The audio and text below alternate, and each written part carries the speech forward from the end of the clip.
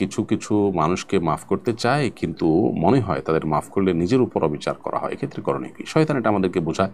আল্লাহ সুবহানাহু ওয়া তাআলা সবসময় আমাদেরকে মাফ করতে উৎসাহিত করেছেন। আল্লাহ বলেছেন, খুযিল আফওয়া ওয়া'মুর বিল উরফি ওয়া আ'রিদ আনিল জাহিলিন।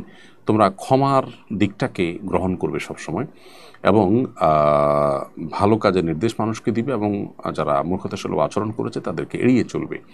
আল্লাহ সুবহানাহু ওয়া তাআলা অন্য আয়াতে বলেছেন, ইন্নাল্লাহা ইউহিব্বুত তাওয়াবিন ওয়া ইউহিব্বুল মুতাতাহহিরিন। আল্লাহ বলেছেন, আল্লাহ তাআলা ক্ষমাশীলদেরকে পছন্দ করেন, সেরকম আয়াত রয়েছে।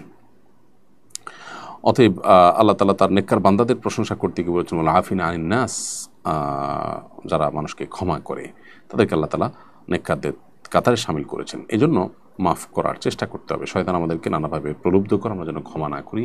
নিজের ভিতরে যে অবিচার হবে মনে হয়, না, সবর করবেন এবং ক্ষমা করবেন, সেদিকটাই ভালো। আল্লাহ সুবহানাহু ওয়া তাআলা সবসময় সেটিকে আমাদেরকে প্রায়োরিটি দিতে বলেছেন।